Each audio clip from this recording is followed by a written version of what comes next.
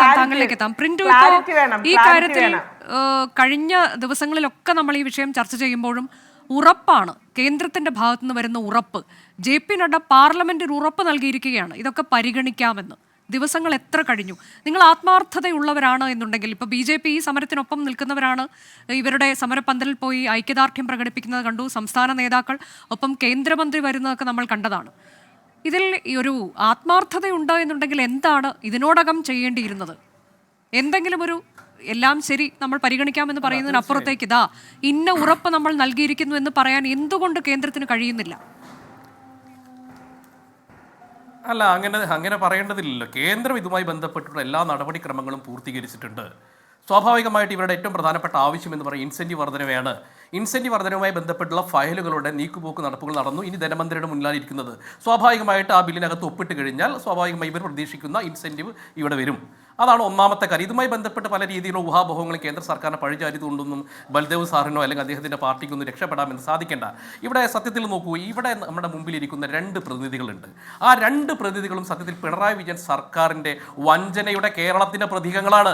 അങ്ങ് തുടക്കത്തിൽ സൂചിപ്പിച്ചതുപോലെ തന്നെ ഈ 21,000 രൂപ എന്ന് പറയുന്ന വലിയ വാഗ്ദാനം കൊടുത്തതാരാണ്? ഇപ്പോൾ ബൽദേവ് സാർ പറഞ്ഞു കേന്ദ്രത്തിൻ്റെ പദ്ധതിയാണ്. കേന്ദ്രത്തിൻ്റെ പദ്ധതിയാണെങ്കിൽ നിങ്ങൾ എങ്ങനെയാണ് പ്രകടന പത്രികയിൽ ഞങ്ങൾ 21,000 രൂപ കൊടുക്കാമെന്ന് നിങ്ങൾ എങ്ങനെയാണ് പറയുക?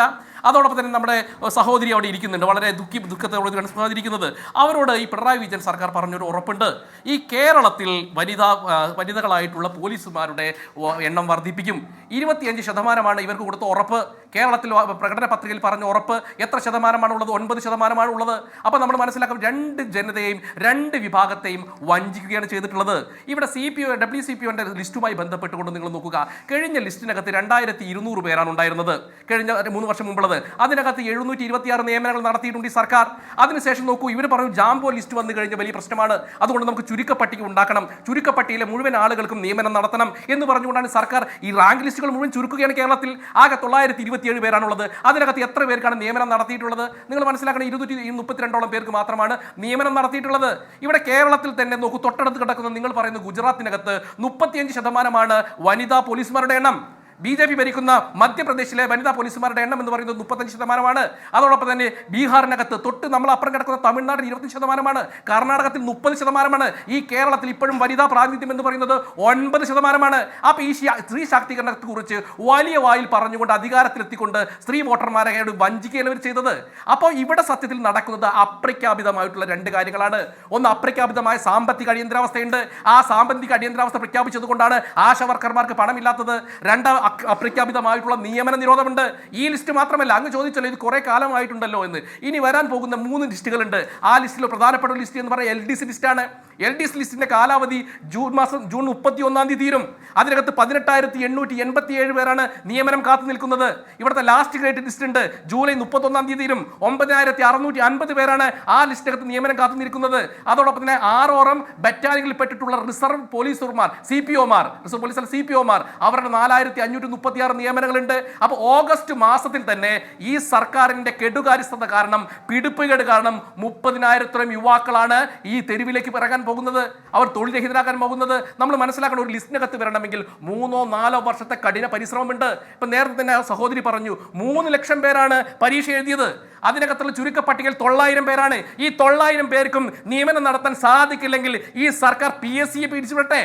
അങ്ങനെയാണെങ്കിൽ പ്രതീക്ഷയില്ലല്ലോ കേരളത്തിലെ യുവാക്കൾക്ക് ഇങ്ങനെ ഒരു പരീക്ഷ എഴുതേണ്ട കാര്യമില്ലല്ലോ. അവൻ്റെ 3 വർഷവും 4 വർഷം ഇതിനു വേണ്ടി സമർപ്പിച്ചിട്ട് അവസാനം അവന് തൊഴിലില്ല, നീ പോയി തെരുവിൽ പോയിട്ട് നിന്റെ ചോര ചിന്ത എന്ന് പറയുന്ന പിണറായി വിജയൻ സർക്കാരിൻ്റെ ദാർഢ്യമാണ് ഈ കേരളത്തിൻ്റെ പ്രശ്നം. അവിടെയാണ് സാമൂഹിക നീതിയുടെ വിഷയം ഇവിടെ ഉണ്ടാവുന്നത്, തൊഴിൽ അപ്രഖ്യാപിതമായ നിയമന നിരോധനത്തിന് വിഷയം ഇവിടെ ഉണ്ടാകുന്നത്. അപ്പോൾ കേരളത്തിലെ യുവാക്കളെ വഞ്ചിക്കുന്നു, കേരളത്തിലെ ആശാവർക്കർമാരെ വഞ്ചിക്കുന്നു, അടിസ്ഥാന ജനവിഭാഗത്തിൽപ്പെട്ട ആളുകളെ വഞ്ചിക്കുന്നു. എന്നിട്ട് ഇതിന്റെ പഴി മുഴുവൻ കേന്ദ്രത്തിലേക്ക് കൊടുക്കുക. ഇപ്പൊ സത്യത്തിൽ WCP ഞങ്ങൾ കരുതുന്നത്. ശ്രീ പ്രിന്റു, ആശാ വർക്കേഴ്സിന്റെ കാര്യത്തിൽ പറഞ്ഞാൽ കഴിഞ്ഞ ദിവസം മുഖ്യമന്ത്രി പറഞ്ഞത് ഈ കണക്ക് വെച്ചിട്ടാണ് അദ്ദേഹം പറഞ്ഞത്. കേരളത്തിലെ MP-മാരുടെ യോഗത്തിൽ NHM ആശാ ഇൻസെന്റീവ് ഉൾപ്പെടെ 2023-24 വർഷത്തിലെ കുടിശ്ശിക 636 കോടി രൂപ നൽകണമെന്ന് ആവശ്യപ്പെട്ടിട്ടുണ്ട്. ഇത് ഇൻസെന്റീവായി നൽകേണ്ടി വരുന്ന തുകയാണ്. അത് ഇൻസെന്റീവ് കുടിശ്ശിക NHM-ന് നൽകണമെന്നാവശ്യപ്പെട്ട് കത്തയച്ചിട്ടുണ്ട്. കൂടാതെ 17/9/2024 വീണ ജോർജ് കേന്ദ്രമന്ത്രിയെ കണ്ട് ഇൻസെന്റീവ് വർധന ആവശ്യപ്പെട്ടിട്ടുണ്ട്. ഇനി പാർലമെന്റിൽ സംഭവിച്ചത് എന്താണെന്ന് നമുക്കറിയാം. JP നഡ്ഡ ഇൻസെന്റീവ് കൂട്ടുന്നത് പരിഗണിക്കാമെന്ന് പറയുന്നു. അതുപോലെ തൊഴിൽ നിയമ പരിധിയിൽ ഉൾപ്പെടുത്താം. ഇത്തരം ആവശ്യങ്ങളൊക്കെ പരിഗണിക്കാമെന്ന് പറഞ്ഞിട്ടിപ്പോൾ ദിവസങ്ങൾ എത്രയായി? സുരേഷ് ഗോപിയോടും ഇതേ ഉറപ്പ് തന്നെ അദ്ദേഹം നൽകി. എന്നിട്ട് അതിന്റെ അപ്ഡേറ്റ് എന്താണ്, താങ്കൾക്കറിയാമോ? അല്ല, അപ്ഡേറ്റ് എന്ന് പറഞ്ഞാൽ അതുമായി ബന്ധപ്പെട്ടുകൊണ്ട് ധനകാര്യമന്ത്രിയുടെ ഒപ്പിട്ട് കഴിഞ്ഞ് സ്വാഭാവികമായിട്ട് അത് പ്രാബല്യത്തിൽ വരും. അതുമായി ബന്ധപ്പെട്ട ഫയൽ ഇരിക്കുകയാണെന്ന് പറഞ്ഞല്ലോ ഞാൻ. ഇപ്പൊ ഇതിനകത്ത്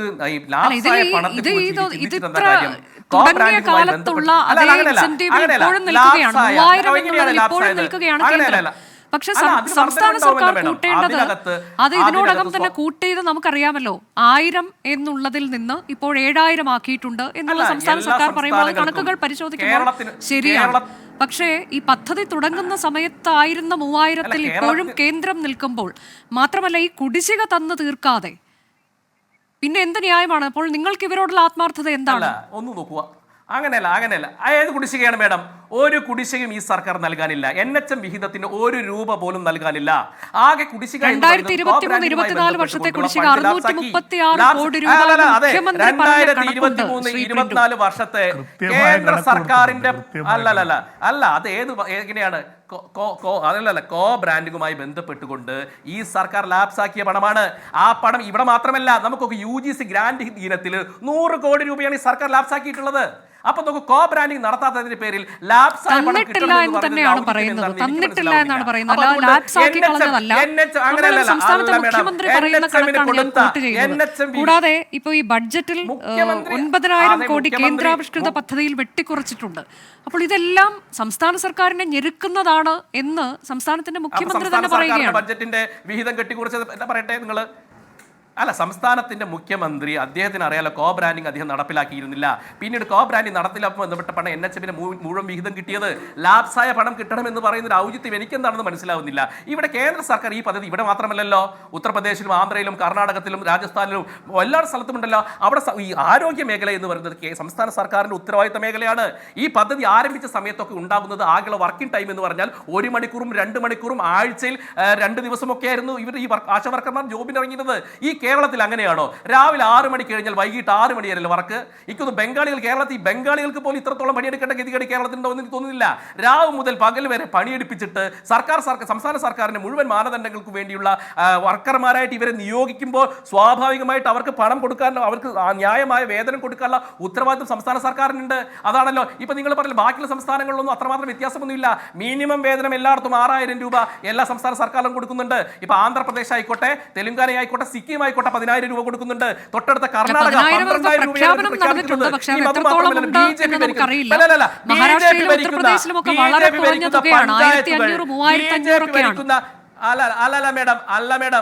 അല്ല ഇനി ഇവരുടെ പ്രശ്നം പ്രതികരിക്കാൻ മറ്റൊരു മാർഗമുണ്ടല്ലോ. BJP ഭരിക്കുന്ന പഞ്ചായത്തുകളും BJP ഭരിക്കുന്ന കോർപ്പറേഷനുകളും ആശാ വർക്കർമാർക്ക് ആവശ്യമായിട്ടുള്ള ഇൻസെന്റീവ് തുകയ്ക്ക് വിലയിരുത്തിക്കൊണ്ടുണ്ട്. മിനിമം 10,000 രൂപയാണ് BJP ഭരിക്കുന്ന, മാസത്തിൽ 10,000 രൂപയാണ് BJP ഭരിക്കുന്ന മുഴുവൻ പഞ്ചായത്തുകളും പ്രഖ്യാപിച്ചിട്ടുള്ളത്. അപ്പോൾ അത് സ്വാഭാവികം, അത് ചെയ്തോട്ടെ. സംസ്ഥാന സർക്കാരിന്റെ പണമില്ല, പഞ്ചായത്തുകൾക്ക് ചെയ്യാമല്ലോ. അവരുടെ വൈദ്യുതി വിഹിതത്തിൽ പഞ്ചായത്തിന് വേണ്ടിയാണല്ലോ പണിയെടുക്കുന്നത്. അപ്പോൾ സ്വാഭാവികമായിട്ട് മുഴുവൻ പഞ്ചായത്തുകളും ഇവർക്ക് ആവശ്യമായിട്ടുള്ള ഫണ്ട് വകയിരുത്തിക്കൊണ്ട് കൊടുക്കട്ടെ. എന്തേ സംസ്ഥാന സർക്കാർ അങ്ങനെ ഒരു പദ്ധതിയുമായിട്ട് മുന്നോട്ട് വരാത്തത്? ഞങ്ങൾ ഭരിക്കുന്ന കേരളത്തിൽ വളരെ കുറച്ച് പഞ്ചായത്തുകളേ ഉള്ളൂ, കുറച്ച് മുനിസിപ്പാലിറ്റികളേ ഉള്ളൂ. ആ മുനിസിപ്പാലിറ്റികളൊക്കെ 10,000 രൂപ മിനിമം. കേന്ദ്രാവിഷ്കൃത പദ്ധതിയെ കുറിച്ച് നമ്മൾ സംസാരിക്കുമ്പോൾ താങ്കൾ പഞ്ചായത്തും തദ്ദേശ ഭരണ സ്ഥാപനങ്ങളെ കുറിച്ചുമാണ് പറയുന്നത്. ഈ ആശ എന്നുള്ള പദ്ധതി തന്നെ കേന്ദ്ര സർക്കാരിന്റെ പദ്ധതിയാണ്. അവിടെ കേന്ദ്ര സർക്കാർ എന്താണ് ഈ കാര്യത്തിൽ ചെയ്തുകൊണ്ടിരിക്കുന്നത്? 3000 എന്നുള്ളത് എന്നു മുതൽ തുടങ്ങിയ തുകയാണ്, അതിൽ ഇപ്പോഴും നിൽക്കുന്നു എന്നുള്ളിടത്ത് പറയൂ അനുജ. എങ്ങനെയാണെങ്കിൽ എങ്ങനെയാണ് CI2 കർണാടകത്തിൽ പോയിട്ട് 21,000 രൂപ തരണമെന്ന് പറയാ? ഈ CI2 എങ്ങനെ പശ്ചിമ ബംഗാളിൽ പോയിട്ട് 21,000 പറയാ? അങ്ങനെ പറയുന്നത് ഈ ആശാ വർക്കർമാർക്ക് ആവശ്യമായിട്ടുള്ള വേതനം നൽകണമെന്നുള്ളത് സംസ്ഥാന സർക്കാരിന്റെ ഉത്തരവാദിത്തമാണ്. അത് തന്നെയാണ് എല്ലാ സംസ്ഥാനങ്ങളും ഇത് ബാധകമാക്കുന്നുണ്ടല്ലോ, കേരളം മാത്രമല്ലല്ലോ. അപ്പൊ അതുകൊണ്ട് തന്നെ ഈ ഒരു പദ്ധതി ഇൻസെന്റീവ് നൽകാൻ മാത്രമേ കേന്ദ്ര സർക്കാരിന് സാധിക്കുകയുള്ളൂ. അവർക്ക് ആവശ്യമായ പണം നൽകുന്നതിൽ സംസ്ഥാന സർക്കാരുകളുമായിട്ടുള്ള ധാരണയാണ്. ആ ധാരണയാണ് ഇവിടെ അട്ടിമറിക്കുന്നത്. ആ ധാരണ പുറത്താണല്ലോ ഇവർ പ്രകടന പത്രിക 21,000 രൂപ കൊടുക്കാമെന്ന് പറഞ്ഞത്. കേന്ദ്ര സർക്കാരല്ലല്ലോ പറഞ്ഞിട്ടുള്ളത്. അപ്പോൾ നോക്കൂ, ഇൻസെന്റീവിനകത്ത് വർധനവുണ്ടാവും. ഇവിടെ ഇൻഷുറൻസ് കൊണ്ടുവന്നത് കേന്ദ്ര സർക്കാരാണ്, ഇവർക്ക് മൊബൈൽ കൊണ്ടുവന്നത് കേന്ദ്ര സർക്കാരാണ്, ഇവർക്ക് ഹോസ്പിറ്റലകത്ത് നിൽക്കാനുള്ള സോഷ്യൽ കമ്മിറ്റ്മെന്റുമായി ബന്ധപ്പെട്ട് നിൽക്കുന്ന ഇവർക്കുള്ള ഹട്ടുകൾ കൊടുത്തത് കേന്ദ്ര സർക്കാരാണ്. അപ്പോൾ കേന്ദ്ര സർക്കാർ ആശാ വർക്കർമാരുടെ കാര്യത്തിൽ വളരെ പോസിറ്റീവായിട്ടാണ് മുന്നോട്ട് പോകുന്നത്. ഇവിടെ സംസ്ഥാന സർക്കാരിന്റെ കയ്യിൽ കൊടുക്കാനുള്ള പണമില്ല. അതാണ് ഏറ്റവും പ്രധാനപ്പെട്ട ഒരു പ്രശ്നം. സാമ്പത്തിക അടിയന്തരാവസ്ഥയാണ്. കടം വേണ്ടി പിടിച്ച് മുടിയുന്ന ഒരു സർക്കാർ എവിടുന്നാണ് പണം കൊടുക്കാൻ സാധിക്കുക? ശരി, ശ്രീ